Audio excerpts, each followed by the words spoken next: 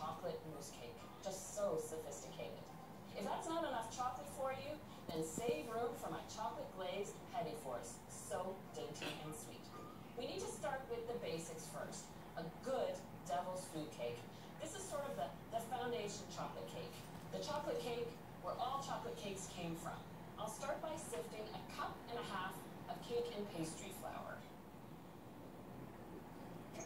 And 1/2 cup of Dutch processed cocoa powder, which lends a rich chocolate taste and deep dark chocolate color. And then 3/4 of a teaspoon of baking soda, 1/4 teaspoon of salt, and this is superfine sugar. It dissolves quickly into the cake batter and helps make the cake itself moist. I'll add 1 cup and 1/3. I sift the sugar in with the dry ingredients. This is a contemporary style of making an old-fashioned chocolate cake by starting with the dry ingredients and then adding 1/2 cup of cool, unsalted butter. I'll blend this in until I get a fine crumb. It almost looks like chocolate breadcrumbs. Since we're starting with a basic chocolate cake recipe, this technique of cutting the butter into the dry ingredients is really the easiest method. And there we go. There are no visible big pieces of butter, so now it's time to add the liquid ingredients. I have 1/2 cup of milk, and then I've got 1/2 cup of strong hot coffee. And the hot coffee is there not so much to make a coffee flavor, but it actually intensifies the chocolate taste. I'll add a teaspoon of vanilla to that. Add this all at once, and with the mixer running, whisk 2 eggs together to add at the very end. Mix just until they're blended.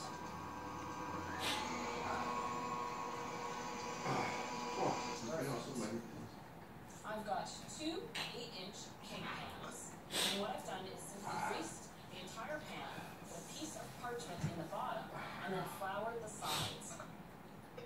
I'll divide So this do you evenly call between that? the 2 pans. Huh? It is supposed to be a fluid batter. And then I give them a good tap. So any larger size bubbles that might be hiding in the batter rise to the surface and pop. I've preheated the oven to 350, and the cakes take about 30 minutes.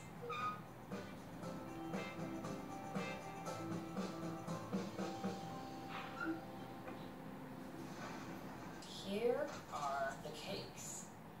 And of course the standard test, when a skewer comes clean, when inserted in the center, it is done.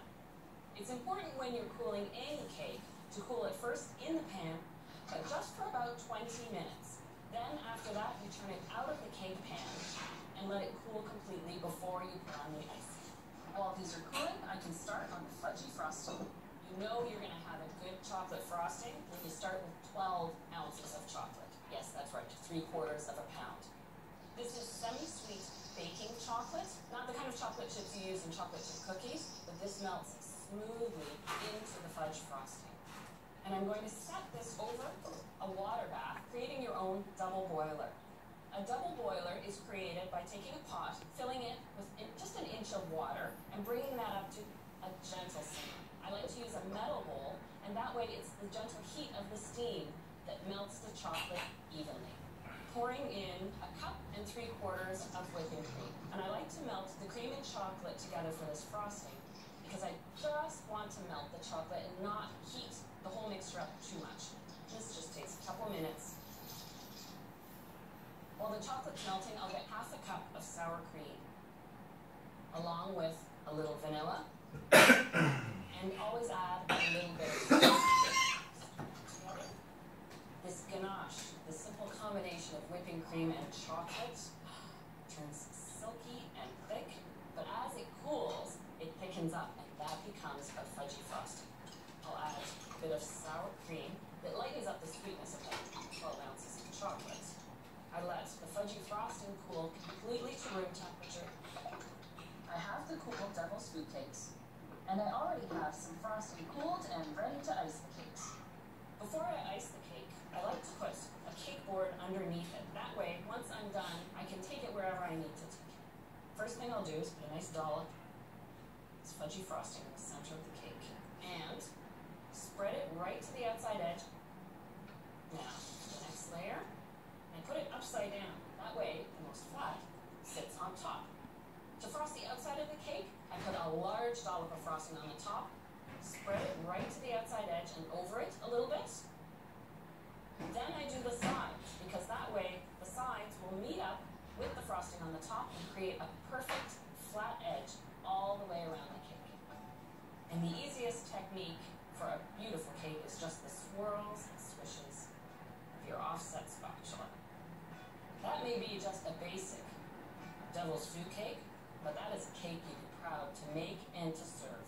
Now that you've got this classic devil's food cake under your belt, you're ready for the ever-trendy red velvet cake with a cream cheese frosting. It's a retro 50s style of cake. The red in a red velvet cake can either come from grated beets or red food coloring. I start with 2/3 of a cup of room temperature unsalted butter, and I'm going to add to that 2 cups of sugar. This time, regular granulated is just fine. And I'll give this just a moment to beat on rather high speed. Now I can add 2 room temperature eggs, one at a time. It's about integrating the ingredients slowly to get a nice, smooth cake batter. Already it's got a nice fluffy look to it. And 2 teaspoons of vanilla. There we go. Time for the dry ingredients. This time I'm using all-purpose flour, 2½ cups. I'll add a teaspoon of baking soda, a common ingredient between the devil's food cake and this recipe. Additionally, I'm going to add ½ a teaspoon of baking powder. Wow. Sometimes you need 2 types of leavening, baking soda and baking powder together. And I'm choosing the regular or natural cocoa powder because it has that deep chocolate intensity. And because I'm only adding a 1/4 cup to the recipe, I want to get as much chocolate punch as I can for a small measure of cocoa powder. The last addition, a 1/4 teaspoon of salt. Give it a little sift. A 1.5 cups of room temperature buttermilk, and this really makes for a rich and moist cake at the end of the day. And I'm going to alternate the dry ingredients with the buttermilk.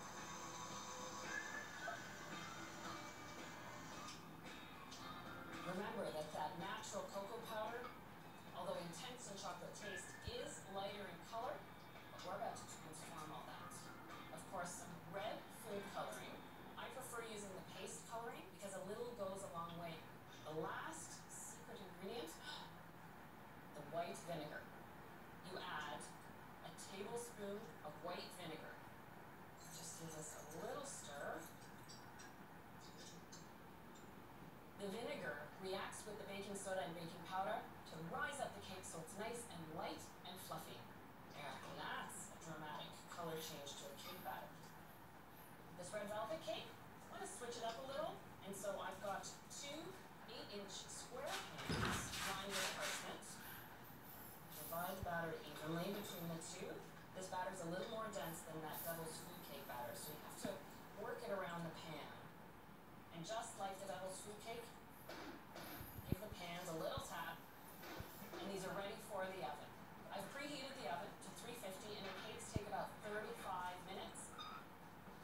You can see the vinegar and baking soda go to work as the cakes rise.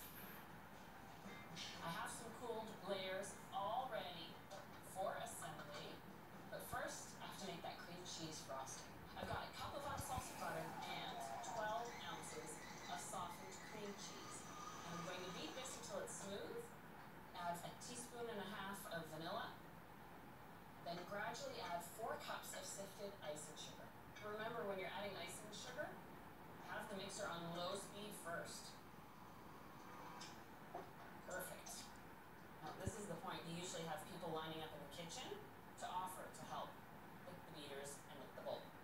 Perfect companion to a sweet, rich chocolate cake. Now for the best part, assembling the cake. This time I'm using a square cake board for my square cake, and check out the red velvet layer. Absolutely gorgeous. A nice dollop to fill the cake, and I always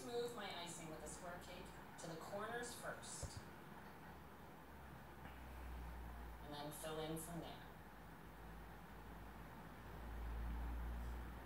The second layer, directly on top of that cream cheese, and just like the devil's food cake, I start with the top, then work on the sides. The final bit of complexity to add is to use your offset spatula to create a polished look to the cake. And then with the offset, I just go back and forth, a little more precision than the devil's food cake. Now this has to chill before you cut into it. If I tried to cut into it now, all that work would just squish out the sides. I'll just pop this in the fridge where I have one already chilled for you.